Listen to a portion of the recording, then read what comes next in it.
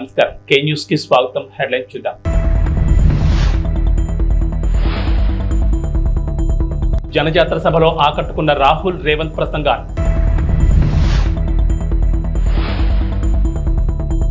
జోరు వానలో హోరెత్తిన ఫ్యాన్ హుషారు.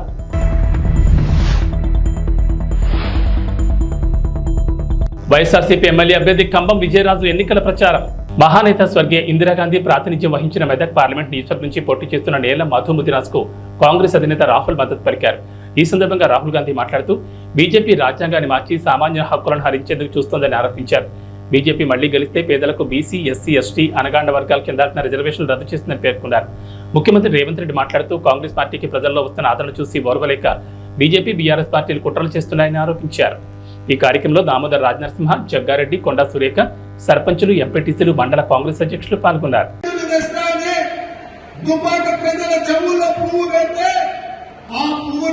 శాసనసభ ఎన్నికల్లో బండకేసి కొట్టిండ్రు, ఉప్పు తీసి ఉప్పు పోసి పాత వేసింది. ఇక ఉండగానే బీఆర్ఎస్ నాయకుడు బీఆర్ఎస్ నుంచి నిలబడ్డాడు ఎవరో కాదు, మన మల్లన్న సాగర్లో, మన రంగనాయక సాగర్లో, మన కొండ పోచమ్మలో వేలాది ఎకరాల భూములను, వేలాది మంది రైతులను ముంచి వాళ్ళ సొంత భూములు. मनरेगा పథకంలో భాగంగా ఈ రోజు కార్మికులకు 250 రూపాయలు దొరుకుతూ ఉన్నాయి. सरकार आने के बाद उनको 400 रुपए मनरेगा के लिए मिलेंगे. అది వచ్చి ప్రభుత్వం వచ్చిన తర్వాత मनरेगाలో భాగంగా 400 రూపాయలు కార్మికులకు ఇవ్వడం జరుగుతుంది. और जो आशा और आंगनवाड़ी में महिलाएं काम करती हैं, उनकी आमदनी हम दुगनी करने जा रहे हैं. ఎవరైతే ఆశాలో ఉన్నారో, అంగన్వాడీలో పనిచేస్తున్నటువంటి మహిళలు ఉన్నారో వాళ్ళకు వచ్చేటటువంటి సంపాదన ఏదైతే ఉందో దాన్ని మేము రెట్టింపు చేస్తాము. గట్టిగా చప్పట్లు కొట్టండి. भाइयों बहनों, मैं आपको साफ बताना चाहता हूँ. స్నేహితులారా, సోదర సోదరీమణులారా, నేను మీకు స్పష్టంగా చెప్పాలనుకుంటున్నాను. एक लाइन में मैं आपको इंडिया सरकार के बारे में बताना चाहता हूँ. కేవలం ఒకే ఒక పంక్తిలో, ఒకే ఒక లైన్లో, ఒకే ఒక వాక్యంలో నేను ఇండియా ప్రభుత్వాన్ని గురించి నేను చెప్పాలనుకుంటున్నాను. जितना पैसा नरेंद्र मोदी जी ने हिंदुस्तान के अरबपतियों को दिया है, उतना ही पैसा हम हिंदुस्तान के गरीब लोगों के बैंक अकाउंट में डालने जा रहे हैं. ఎంత సొమ్మైతే నరేంద్ర మోడీ గారు కోటీశ్వరులకు, ధనవంతులకు, కుబేరులకు ఇచ్చారో అంత సొమ్మును మేము పేదల యొక్క బ్యాంకు అకౌంట్లలో వేస్తాము. अंत में भाइयों बहनों, ये अम्बेडकर जी का संविधान है, गांधी जी का संविधान है, इसकी हम सबको मिलकर रक्षा करनी है. స్నేహితులారా, నేను చేతిలో పట్టుకున్నటువంటి పుస్తకం ఏదైతే ఉందో అది అంబేద్కర్ గారు రాసినటువంటిది, గాంధీ గారి స్వప్నం. కాబట్టి ఆ పుస్తకాన్ని, ఆ సంవిధానం అంటే ఆ రాజ్యాంగాన్ని పరిరక్షించుకోవాల్సిన బాధ్యత ప్రతి భారతీయుడి మీద ఉంది. रिजर्वेशन की रक्षा करनी है, पब्लिक सेक्टर की रक्षा करनी है, किसानों, मजदूरों, बेरोजगार लोगों को की रक्षा करनी है. రిజర్వేషన్ల ఫలితంగా రిజర్వేషన్లను మనం కాపాడుకోవాలి. అదే విధంగా కార్మికుల్ని కాపాడుకోవాలి, కర్షకుల్ని కాపాడుకోవాలి, పేదవాళ్ళని కాపాడుకోవాలి, ఇవన్నీ కాపాడుకోవాలి. పక్షపాతి బీసీలు బాగా బతకాలి, వాళ్ళు బాగా ఉండాలి అనేటువంటి ఆలోచనతోటి మేనిఫెస్టోలో బీసీ గణన చేయమని చెప్పడం మనందరికీ కూడా అదృష్టంగా భావించాలి. మరి ఈరోజు బీజేపీ పార్టీ మైనార్టీల రిజర్వేషన్ తీసేస్తాము అని మాట్లాడుతూ మైనార్టీ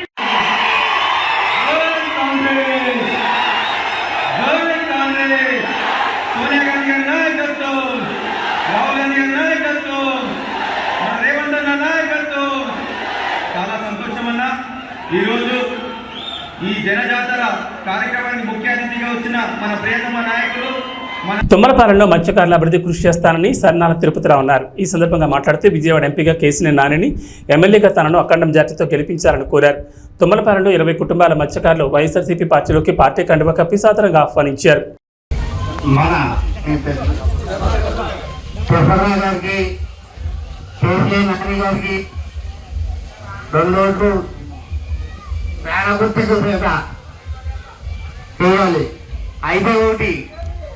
పోయినసారి చంద్రబాబు నాయుడు గారు వస్తారని అన్నారు. అయితే చంద్రబాబు నాయుడు వస్తే కలకత్త నుంచి పుణ్యవాడి గారి నుంచి బాబు దాకా వెయ్యి తీసేతనంగా అప్పుడే జరిగింది. ఇప్పుడు కూడా చంద్రబాబు నాయుడు గారిని ఓటు వేస్తే ఇది ఇప్పుడు మన ముందు కేసు కూడా పార్టీ చేస్తారు, కంపల్సరీగా అవుతారు. పార్టీ చేస్తారు. చంద్రబాబు నాయుడు గారు సీఎంగా అవుతే ఒక గుండు తప్ప చర్చలు తప్ప మన ఆంధ్రప్రదేశ్ కూడా పార్టీ చేయగలుగుతారు. మన ఎక్కడో ఇతరులు వ్యాఖ్యలు కూడా కానీ దేనికి కానీ అవకాశం ఉండదు. దయచేసి 2 ఓట్లు కూడా పాల్గొట్టుకు వేయాలని కోరుతున్నాం. అలాగే జగన్ వల్ల లబ్ధి పొందడంటే ఎవరు లేరు. ఆ పార్టీ ఈ పార్టీ లేదు. తెలుగుదేశం పార్టీ అయినా, వైసీపీ పార్టీ అయినా, జనసేన పార్టీ అయినా, ఏ పార్టీ వాళ్ళైనా ప్రతి రేషన్ కార్డు కూడా 1,00,000 రూపాయలకి ఇస్తాయి. అమౌంట్ అవుతూనే ఉన్నాయండి. మొత్తం మీద మీరు లెక్క చూసుకుంటే 1,50,000 తుమ్మలపాలెం వైఎస్ఆర్ కాంగ్రెస్ పార్టీ నాయకులకు, కార్యకర్తలకు, సానుభూతి పరులకు, ఈ గ్రామ ప్రజానీకానికి అందరికీ కూడా పేరు పేరు నా నమస్కారాలండి. రేపు 13వ తారీఖు జరుగుతున్న ఎలక్షన్లో ఇక్కడ ఈ నియోజకవర్గానికి నేను ఎమ్మెల్యేగా, కేశినేని నాని గారు ఎంపీగా పోటీ చేస్తూ ఉన్నాం. మీ ఆశీస్సులు, మీ ఆదరణ అందరూ కూడా ఇవ్వాలని మేమంతా కూడా కోరుకుంటూ ఉన్నాం. కొంతమంది చెప్తా ఉన్నారు, ఈ 5 సంవత్సరాలు బట్టి మేము అది చేసాం, ఇది చేసాం అని చెప్తా ఉన్నాడు. ఇవాళ జగన్మోహన్ రెడ్డి గారు ఇచ్చిన ప్రతి ఒక్క పథకాన్ని కూడా ప్రతి ఒక్కళ్ళకి కూడా ఇంటికి తీసుకెళ్ళి ఈరోజు వైఎస్ఆర్ కాంగ్రెస్ పార్టీ ఇవ్వడం జరిగింది. అవి ఏం జరగలేదు, అవి ఏం ఇవ్వలేదు అని చెప్తా ఉన్నాడు. ఇక్కడ చాలామంది పెద్దలు ఉన్నారు, మీ అందరికీ తెలిసినవి. ప్రతి ఒక్క ఇంటికి కూడా ఏ పార్టీలకి సంబంధం లేకోకుండా అందరికి కూడా ప్రతి ఒక్క సంక్షేమ పథకం ఇంటికి వెళ్ళింది. అభివృద్ధి అనేది ఎక్కడ ఏది కావాలో జరుగుతూ ఉన్నది. అవి కూడా ఇన్ని అబద్ధాలు ఆడుతూ ఉన్నాడు. ఇట్లాంటి అబద్ధాలకు పోలవరం నియోజకవర్గం టీ నరసాపురం మండలం బొర్రంపాలెం గ్రామంలో జడ్పీటీ సభ్యులు సామంతపూడి సూరిబాబు ఆధ్వర్యంలో బీసీ ఆత్మీయ సమావేశం నిర్వహించారు. ఈ కార్యక్రమానికి ముఖ్య అతిథిగా పోలవరం శాసనసభ్యులు తెల్లం బాలరాజు, కారుమూరి సునీల్ కుమార్ పాల్గొన్నారు.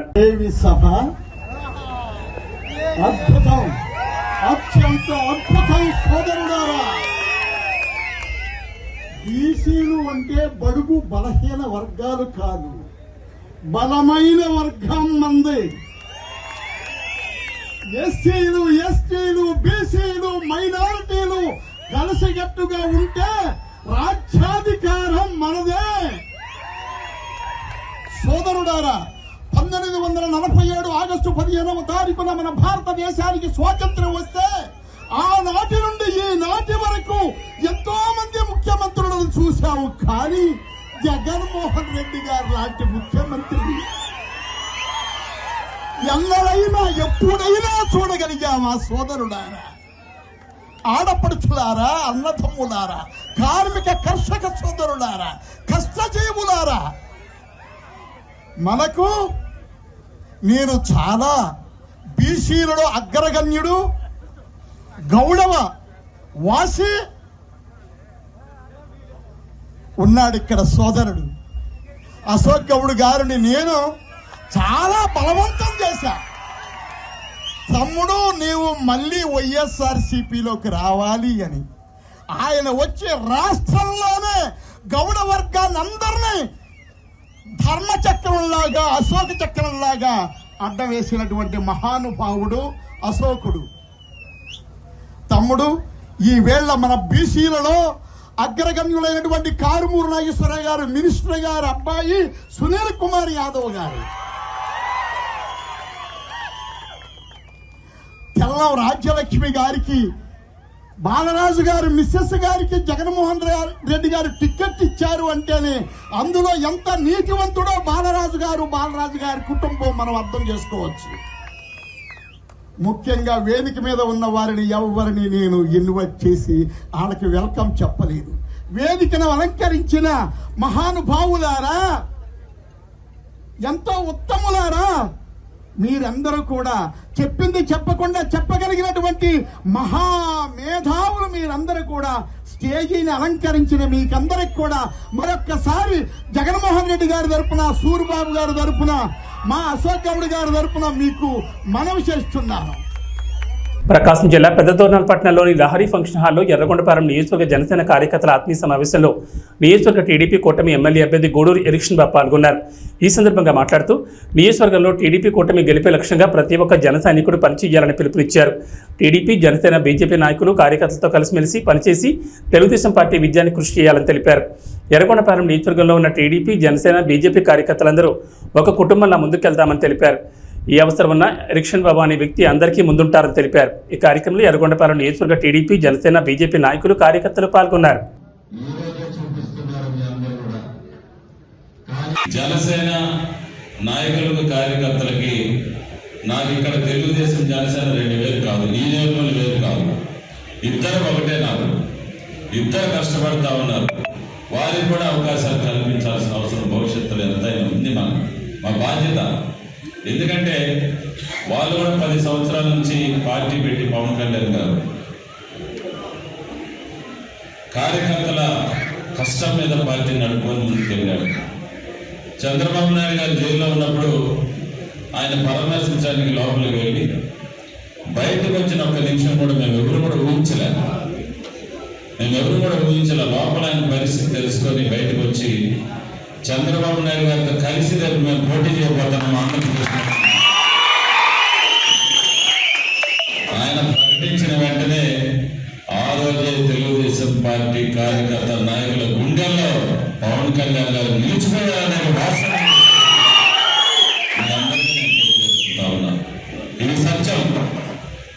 ఈ రాక్షస పరిపాలన అంతమంది ఇచ్చేదాన్ని, ఈ రాష్ట్రంలో జగన్మోహన్ రెడ్డి గారిని, వారి యొక్క అరాచకాల్ని అంతమొందించేదానికి పవన్ కళ్యాణ్ గారి మద్దతు ఆ సమయంలో మనకి కొండంత అండన ఇచ్చినటువంటి మాట వాస్తవం అని చెప్పేసి శ్రేణులందరూ కూడా నేను తెలియజేసుకుంటా ఉన్నాను.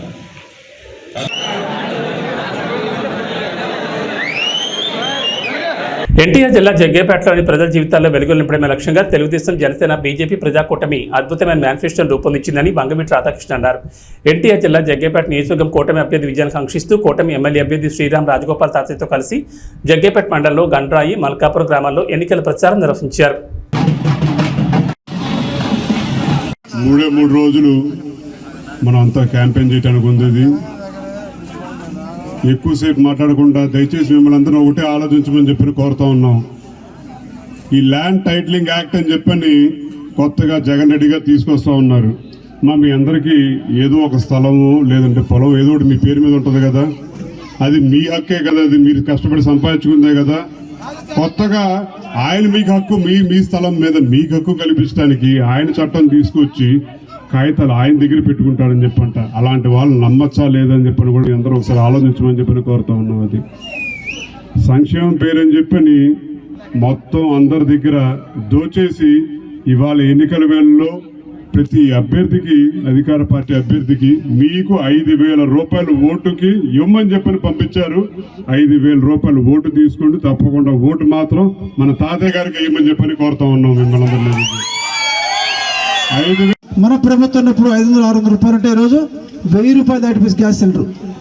దాని దృష్టిలో ఉంచుకున్న నాయకుడు దీపం పథకం ద్వారా ప్రతి ఇంటికి కూడా సంవత్సరం 3 గ్యాస్ సిలిండర్ కూడా అందజేయడం జరుగుతుంది. అదేవిధంగా ఆర్టీసీ బస్ ఛార్జీలు ఈ ప్రభుత్వం వచ్చిన తర్వాత 5-6 సార్లు బస్ ఛార్జీలు పెరిగినాయి. దాని దృష్టిలో ఉంచుకుని మన నాయకుడు మహిళల కోసం ఆర్టీసీ బస్సులో ఉచిత ప్రయాణం కూడా కల్పించబోతున్నారని చెప్పి కూడా తెలియజేస్తా ఉన్నాం.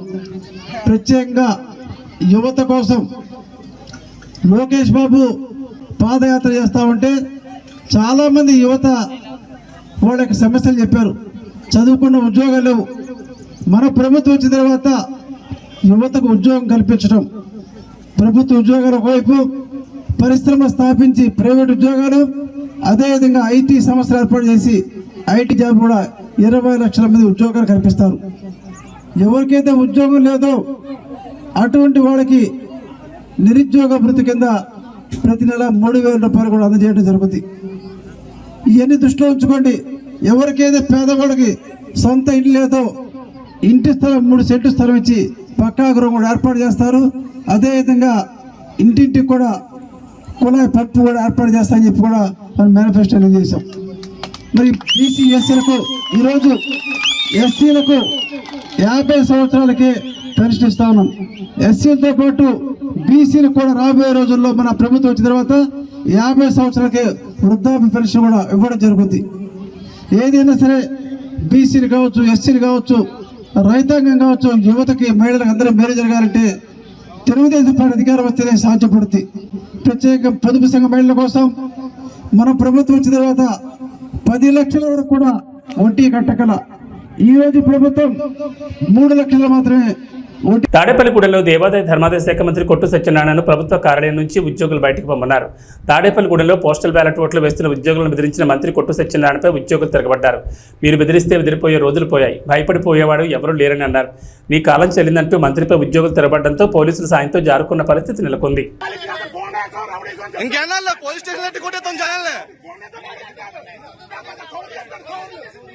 గేట్ బయట రావాలా, గేట్ బయట ఏదైనా గేట్ బయట ఫోటో తీసుకో, గేట్ రాబడి ఉంటాం కాదు, గేట్ బయట,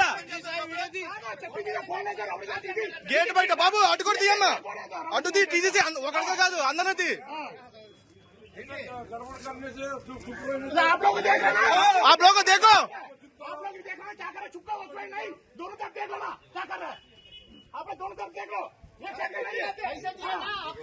पैसा दिए ना क्या पे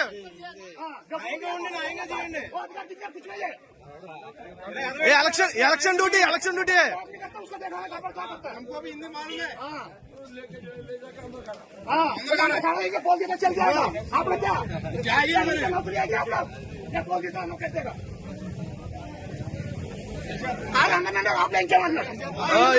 అయిపోయింది రోజులు అయిపోయినాయి, బెదిరించి భయపడే రోజులు అయిపోయినాయి అందరి దగ్గర. క్యాండిడేట్ తిరగచ్చారు ఆపలా, క్యాండిడేట్ రాబుల పని ఏంటి?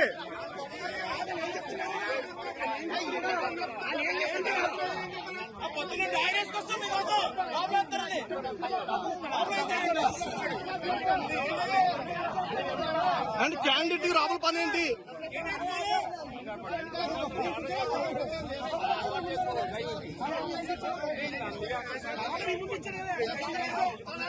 శ్రీరామ్ రాజగోపాల్ విజయాన్ని కాంక్షిస్తూ వారి కుటుంబీకులు, కౌన్సిలర్ రామలక్ష్మి, మాజీ కౌన్సిలర్ కొరకోటి సైదుల ఆధ్వర్యంలో ఆలయ ప్రధాన అర్చకులు శ్రీరంగం శ్రీనివాచార్యుల బృందం ఆధ్వర్యంలో విశేష పూజలు జరిపి హోమం నిర్వహించారు.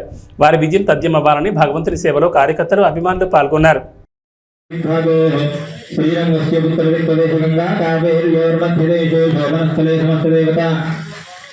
भगवद्भागवत आचार्य सन्निधौ अस्मिन् वर्तमान व्यावहारिक कर्णाय नमः, सर्पनेत्राय नमः, समुदाय परिस्थिताय नमः, मध्यमेघलायां चण्डाय नमः, प्रचण्डाय नमः, भद्राय नमः, सुभद्राय नमः, भुजाय नमः, विजयाय नमः, धात्रे नमः, विधात्रे नमः, वृद्धमेघलायां रवीन्द्राय नमः, रमतये नमः, ओं हम यमाय नमः, शन्वरुणतये नमः, वरुणाय नमः, वायुवे नमः, शङ्कुटेराय नमः, ओं ईशानाय नमः। एतेन्द्रादयः दिव्याभरणवस्त्रसंयुक्ताः अग्निमुखादव्यातव्याः।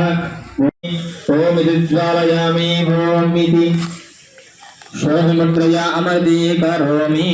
ओं रमद्वये नमः। अग्निं दूतं वृणीमहे होतारं विश्ववेदसम् अस्य यज्ञस्य सुकृतं। ओं रमद्वये नमः। ఎన్టీఆర్ జిల్లా తిరువూరు, గంపలగూడెంలో వైసీపీ ఎంపీ, ఎమ్మెల్యే అభ్యర్థులు ఎన్నికల ప్రచారం నిర్వహించారు. ఈ సందర్భంగా జగన్ను గెలిపి మాజెండా అని ప్రజలు నినాదాలు చేస్తున్నారు. ఎంపీ కేశినేని నాని, ఎమ్మెల్యే అభ్యర్థులు నల్లగట్ల స్వామిదాసులకు అపూర్వ స్వాగతం పలికారు. ప్రచారంలో మహిళలు, కార్యకర్తలు వేలాదిగా కథం తొక్కారు.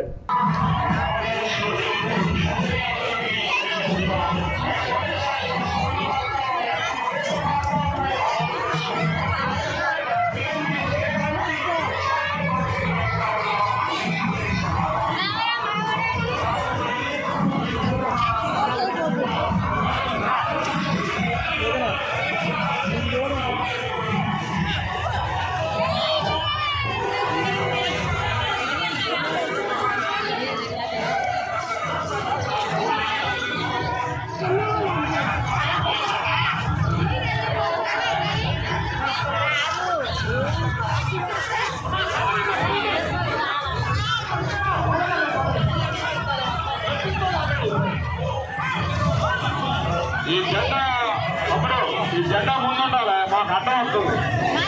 పశ్చిమ తిరుపతి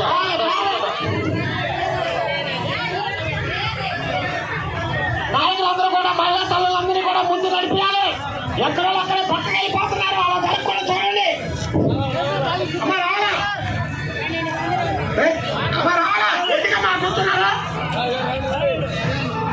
ఇచ్చాపురం నియోజకవర్గ ఉమ్మడి అభ్యర్థి బెందాలం అశోక్ కొర్లం పరిసర ప్రాంతాల్లో ప్రచారాన్ని కొనసాగించారు. ఎక్కడికి వెళ్లినా ప్రజలు జేజేలు పలుకుతూ స్వాగతం పలికారు. అత్యధికంగా మహిళలు పాల్గొని హారతలిస్తూ తిలకం దిద్దుతూ గెలుపు కోసం తమ వంతు కృషి చేస్తామని హామీ ఇచ్చారు. మాది మాకన్నపురము. నా పేరు మధ్యలో మహాలక్ష్మి. మాకు అశోక్ బాబే కావాలి. మాకు అశోక్ బాబుకే గెలిపిస్తాం. చంద్రబాబు నాయుడు గెలల్లా, అశోక్ బాబు గెలల్లా, రామ్మోహన్ నాయుడు గెలల్లా. మంచిగా చేసినారు. రోడ్లు, కరెంట్లు అన్నీ చేసినారు. బిల్డింగ్ చేసినారు.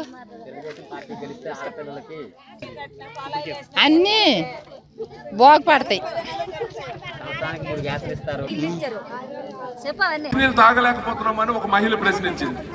మహిళ ప్రశ్నించిన వెంటనే సాయంత్రం అక్కడ ఉన్నటువంటి వైసీపీ గూండాలు వెళ్ళి ఆమెను ట్రాక్టర్తో గుద్ది చంపేశారు. ఈరోజు దాని మీద కేసు లేదు.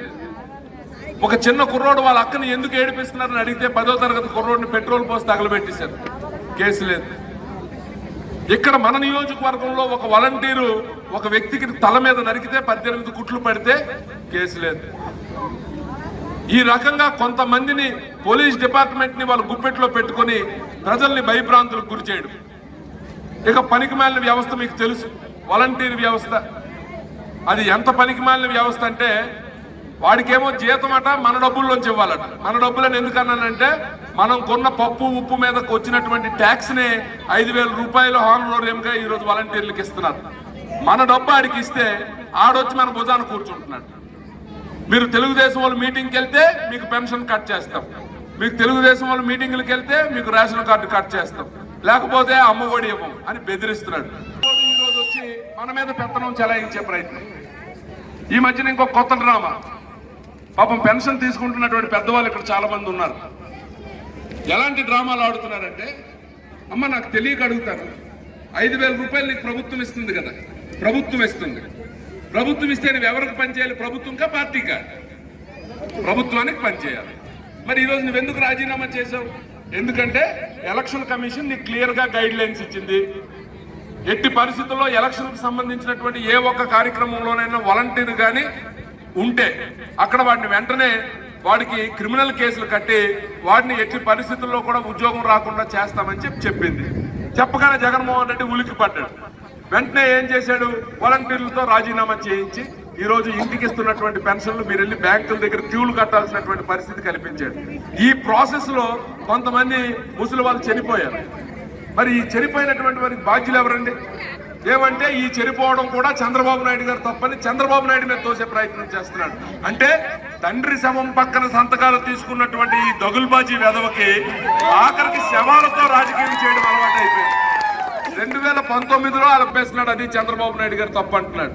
సో ఈ రకంగా ప్రజల్ని ఇంకా మభ్యపెట్టే ప్రయత్నం చేస్తున్నాడు.